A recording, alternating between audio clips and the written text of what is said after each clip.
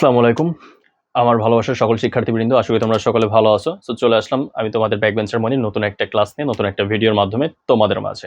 So আজকের টপিকসটা কি? আজকের টপিকসটা হচ্ছে বাজারের ২ নম্বর পয়েন্ট, পরিধি বা অঞ্চলের ভিত্তিতে বাজার। সো পরিধি বা অঞ্চল মানে কি? একটা অঞ্চল মানে একটা জায়গার উপরে বা পরিধি বা মানে আয়তনের উপরে যে বাজারটা তৈরি হয় সেইটাকে বলা হয় হচ্ছে পরিধি বা অঞ্চলের ভিত্তিতে বাজার। তাহলে এই পরিধি বা অঞ্চলের ভিত্তিতে বাজারকে আবার ৩ ভাবে বিভক্ত করা হয়েছে। নাম্বার ১ স্থানীয় বাজার, নাম্বার ২ জাতীয় বাজার, নাম্বার ৩ হচ্ছে আন্তর্জাতিক বাজার। তাহলে স্থানীয় বাজারটা কি? স্থানীয় বাজার আমি যে শুরুতেই বলেছিলাম যে বাজার বলে স্থানকে কেন্দ্র করে না, বাজার কেন্দ্র করে দ্রব্যকে।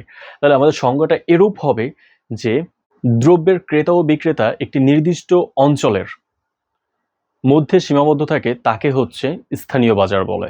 কি বললাম? যে দ্রব্যের ক্রেতা ও বিক্রেতা একটা নির্দিষ্ট অঞ্চলের মধ্যে সীমাবদ্ধ থাকে তাকে হচ্ছে স্থানীয় বাজার বলে, যেমন মাংসের বাজার। তারপরে পয়েন্ট হচ্ছে জাতীয় বাজার। তাহলে জাতীয় বাজার কি? সেম একইভাবে আমরা একটা সংজ্ঞা বলতে পারি যে জাতীয় মানে কি? একটা দেশের ভিতরে থাকে বলো। তাহলে আমরা সংজ্ঞাটা এরূপভাবে বলতে পারি, যে দ্রব্যের ক্রেতা ও বিক্রেতা একটি নির্দিষ্ট দেশের ভিতরে সীমাবদ্ধ থাকে তাকে হচ্ছে জাতীয় বাজার বলে। কি বললাম? যে দ্রব্যের ক্রেতা ও বিক্রেতা একটি নির্দিষ্ট দেশের ভিতরে সীমাবদ্ধ থাকে তাকে হচ্ছে জাতীয় বাজার বলে। যেমন চালের বাজার বা আদার্স আরো অনেক কিছু হইতে পারে, যেটা দেশের ভিতরে, মানে মাথায় রাখতে হবে দেশের ভিতরে যে বাজারটা হবে সেটাই হচ্ছে জাতীয় বাজার। এবার হচ্ছে নাম্বার ৩ আছে আন্তর্জাতিক বাজার। তাহলে আন্তর্জাতিক বাজারটা কি?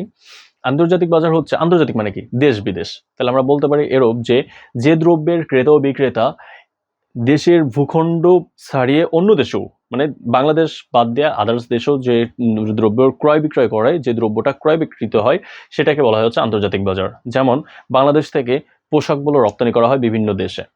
এখন বর্তমানে আরো অনেক কিছু হচ্ছে, যেমন মাছ হচ্ছে বা হচ্ছে জুতো হচ্ছে, মানে বিভিন্ন ধরনের প্রোডাক্টগুলো এখন দেশ বিদেশ আমাদের হচ্ছে রপ্তানি করা হচ্ছে। তাহলে এই যে বিষয়টা, এটা হলো আন্তর্জাতিকের ভিতরে যাবে। তাহলে আমরা যদি আবারও বলি শর্টে যে স্থানীয় বাজার কি? যে দ্রব্যের বিক্রেতা একটি নির্দিষ্ট সীমানার ভিতরে থাকতেছে তাকে হচ্ছে আন্তর্জাতিক বাজার বলে, তার এই স্থানীয় বাজার বলে। আর জাতীয় বাজার হচ্ছে নির্দিষ্ট দেশের ভিতরে থাকতেছে তাকে বলা হচ্ছে জাতীয় বাজার। আর ৩ নম্বর পয়েন্টটা হচ্ছে আন্তর্জাতিক, যেটা দেশের সীমানা পরিত্যাগ করে, মানে দেশের সীমানা অতিক্রম করেও বাইরে যে ক্রয় বিক্রয় করতেছে, যে দ্রব্যটা বিক্রিত হচ্ছে সেটাকে বলা হচ্ছে আন্তর্জাতিক বাজার। সো এটাই ছিল আজকের আমাদের ক্লাসটা। সো কার কাছে কেমন লাগছে অবশ্যই জানিয়ে দিবা। দেখা হচ্ছে পরবর্তী ক্লাস নিয়ে। আল্লাহ হাফেজ।